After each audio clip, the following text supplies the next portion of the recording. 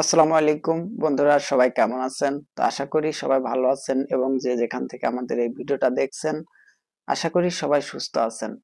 তো আজ যে বিষয়টা নিয়ে আপনাদের কাছে এসেছি সেটা হচ্ছে, আমরা অনেকেই জানি যে কিরগিজস্তান থেকে নানা ধরনের দেশে মুভ করা যায়। এটা কিভাবে আমরা জানি? দেখুন, আমরা যখন বিদেশে আসি, বিদেশে আসার আগে আমাদের যে এজেন্ট গুলো আছে সেই এজেন্ট গুলা কিন্তু আমাদের যে পরিবেশ পরিস্থিতি সেই দেশে আছে সে দেশে যদি 50% ভালো হয় তাহলে তারা কিন্তু 100% পুড়িয়ে দেয়। তো তার ভিতরে সর্বোচ্চ যেটা বলে, বিশেষ করে এই যে আমরা যে সকল দেশে আছি, কিরগিজস্তান, উজবেকিস্তান, কাজাকিস্তান, এই সকল দেশে আমাদেরকে আসার আগে আমাদের এজেন্ট যেগুলো আছে তারা কিন্তু নানা ধরনের কথা বলে, যেমন যে তোমরা ওখানে গেলে এত ডলার বেতন পাবে, এত, অথবা সেখান থেকে তোমরা এই এই দেশগুলোতে মুভ করতে পারবে।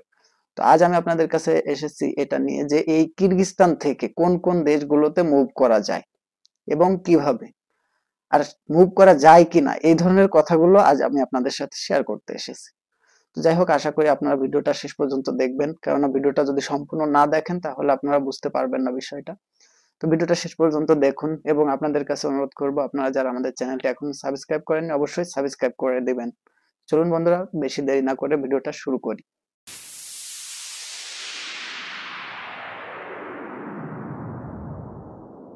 যে বিষয়টা প্রথমে আলোচনা করব সেটা হচ্ছে, এই কিরগিজস্তান থেকে কোন কোন দেশে যাওয়া যায় লিগ্যাল ভাবে।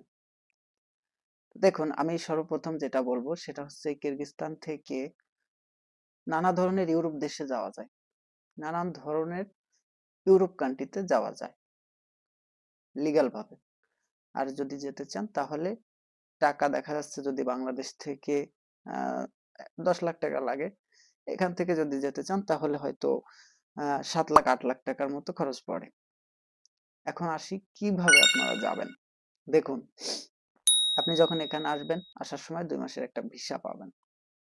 তো 2 মাসের যে ভিসাটা পাবেন সেই ভিসার মেয়াদ থাকা অবস্থায় এখানে এসে আপনাকে এখানে এম্বাসি ফেস করতে হবে। এম্বাসি ফেস করে তারপর হচ্ছে আপনি যে নিয়ম শৃঙ্খলা এখানে আছে সেই নিয়ম শৃঙ্খলা অবলম্বন করে আপনি এখান থেকে অন্য দেশে ইজিলি, খুব দ্রুত যেতে পারবেন। এখন আসি আমরা যেভাবে প্রতারণা হই এখানে আসার পরে আমাদের সাথে কি ঘটে। দেখুন, আমাদের এখানে আমরা 2 মাসের ভিসা পাই। তো ওই 2 মাসের ভিসা কি হয় যে, আহ, এই দালালদের মানে এজেন্ট যারা আছে তারা কি করে, এদিক সেদিক করে এই ব্যবস্থা সেই ব্যবস্থা করতে করতে করতে করতে কিন্তু 1-1.5 মাস কেটে যায় বাংলাদেশে। এই ভিসার মেয়াদ বাংলাদেশে থাকা অবস্থায় সময়টা কেটে যায়। এখন আমাদের এমন একটা পরিস্থিতিতে এখানে পাঠায় যে সর্বোচ্চ গেলে 1 সপ্তাহ থেকে 10 দিন কি 15 দিন আমাদের হাতে মেয়াদ থাকে, ভিসা মেয়াদ। এরপর আমরা এখানে আসার পরে কি করি, নানা ধরনের চিন্তা ভাবনা ঢুকে যায় মাথায়।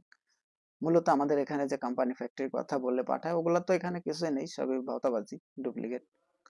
তো এখানে আসার পরে কি হয়, আমরা নিয়ত থাকে যে এখানে তো কিছু পেলাম না, তো এখান থেকে অন্য দেশে মুভ করব।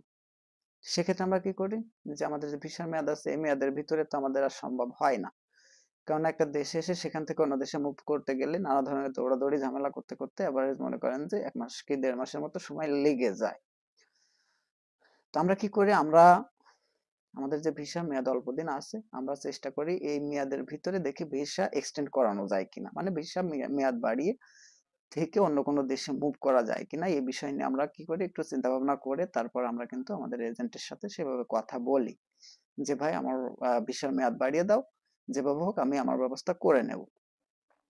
তো তারা কি করে, এখানে মেডিকেল সেন্টার আছে, পুলিশ ক্লিয়ারেন্স আছে, সবকিছু A to Z সবকিছু করাবে। কিন্তু একটা কথা বলে দিই, এই মেডিকেল পুলিশ ক্লিয়ারেন্স যাই কিছু করেন না কেন, কিরগিজস্তানে ভিসা কখনোই এক্সটেন্ড হয় না। প্রথম যে 2 মাসের ভিসা আমরা পাই, ওই 2 মাসের ভিসাটাই ফার্স্ট অ্যান্ড লাস্ট, মানে প্রথম এবং শেষ।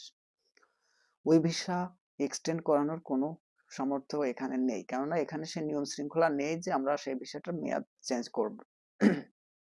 এখন আসুন, আমরা কি করি, ওই ভিসার মেয়াদ বাড়ানোর জন্য দৌড়াদৌড়ি করতে করতে এদিক সেদিক করতে করতে কিন্তু ভিসার মেয়াদ শেষ হয়ে যায়। শেষ হয়ে যাওয়ার পরে যখন আমরা এক্সটেন্ড না হওয়ার পরে যখন আমরা চেষ্টা করি যে দেখি তারপরও যাই এম্বাসি ফেস করা যায় কিনা, তখন আমরা এখানে একটা সাধারণ লোক ধরি, লোক ধরার পরে সে কি করে, এখানে যেতে হবে, সেখানে যেতে হবে, এখানে এই টাকা লাগবে, সেই টাকা লাগবে, এই করতে করতে করতে করতে নানান ধরনের জায়গায় নিয়ে যাবে, ঘুরাবে ফিরাবে। এই ধরনের বিষয় করতে করতে কিন্তু একটা সময় আপনার থেকে অনেক টাকা হাতিয়ে নিবে, আপনার কাজের কাজ কিছুই হবে না। তো এখন বিষয়টা আমি আপনাদের কাছে বলি, কোনো একটা দেশে এসে সেই দেশে যদি ইলিগাল থেকে মানে ভিসা আকামা ছাড়া অন্য দেশে কোনো দেশে মুভ করতে আমরা লিগ্যাল ভাবে যেতে চাই, তাহলে কিন্তু কখনোই সেটা সম্ভব না। কারণ আমরা যে এম্বাসিতে ফেস করব, যে এম্বাসিতে যাব অন্য দেশে যাওয়ার জন্য, সেখানে কি করবে, তারা চাইবে প্রথমে এখানকার ভিসা আকামা, যে আপনি লিগ্যাল আছেন কিনা সেই ডকুমেন্ট পেপার গুলো আগে দেন। তো আপনার কাছে যদি সেই পেপার ডকুমেন্ট গুলো না থাকে, তাহলে আপনি সেখান থেকে মুভ করবেন কিভাবে? তো যখন আপনি মুভ করতে পারবেন না, তখন কি হবে, আপনি যেভাবে হোক মুভ করতে চাইবেন, সেক্ষেত্রে আপনি একটা লোক ধরবেন যে ভাই আমি তো এরকম পেপার ডকুমেন্ট নেই। তো সে কি বলবে, সমস্যা নাই, তোমাকে আমরা ইলিগেল ভাবে ঢুকানো যাবে, মানে অবৈধ পথে, গেম যেটাকে আমরা চিনি, গেম দিয়ে অন্য কোনো দেশে পাঠানো যাবে।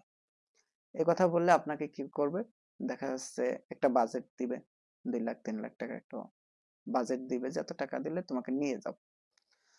তো এই কথা বলার পরে যাই হোক আপনি কিছুটা এদিক সেদিক বিবেক বিবেচনা করবেন, তারপরে যাই হোক নিজের সিদ্ধান্ত নিয়েই যখন দেখবেন যে না, ব্ল্যাকেই ঢুকবো, গেম দিয়েই যাবো, উপায় নাই, তো সেক্ষেত্রে আপনি কি করবেন, তার সাথে কথা বলে একটা কন্টাক্ট করে তার সাথে একটা সেরকম লেনদেন শুরু করে দেবেন, তাকে কিছু টাকা দেবেন, দেওয়ার পরে সে ডুপ্লিকেট একটা কাগজ আপনাকে দেখাবে, দেখিয়ে বলবে যে ঠিক তোমার এই কাগজটা হয়েছে, এখান থেকে ওইখান পর্যন্ত লিগ্যাল যাওয়া যাবে, এরপরে তোমার ওইখান থেকে ওইটুকু জায়গায় গেম দেওয়া লাগবে। এতটুকু বললে তারপর আপনার থেকে টাকা নিবে, টাকা নিয়ে যাই হোক কিছুটা ভালোই অ্যামাউন্ট নিয়ে নিবে, দেখা যাচ্ছে যেটা কন্টাক্ট থাকবে তার অর্ধেক টাকা তো অন্তত নিয়েই নিবে। নিয়ে নেওয়ার পরে হঠাৎ করে দেখবেন একদিন হয়ে গেছে কি, যে তার সাথে আর কোনো যোগাযোগ কন্টাক্ট করতে পারছেন না, এরকম একটা পরিস্থিতির শিকার হয়ে যাবেন।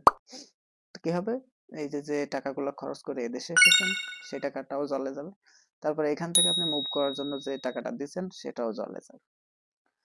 আর শেষমেশ আপনি যখন এতগুলো টাকা পয়সা মারধর খাওয়ার পর যখন চিন্তা করবেন যে যাই হোক এখানে যখন এসেছি, দেখা যাক এখানে কিছু করতে পারি কিনা, তারপরে এখানে একটা কাজে কামের জন্য ব্যবস্থা করতে যাবেন, যার মাধ্যমে করতে যাবেন না কেন সে কিন্তু আপনার কাছ থেকে টাকা চাইবে, তখন তাকে টাকা দেবেন, টাকা দেওয়ার পর সে একটা কাজে লাগিয়ে দেবে, লাগিয়ে দেওয়ার পরে দেখা যাচ্ছে কিছুদিন কাজ করলেন, করার পরে দেখা যাচ্ছে যখন আপনার টাকার প্রয়োজন, বেতনের প্রয়োজন, তখন কিন্তু বেতনের জন্য বলবেন মালিকের কাছে, মালিক কিন্তু আজ না কাল, কাল না পরশু এ করতে করতে যাই হোক 2-3 মাস ঘোরাবে।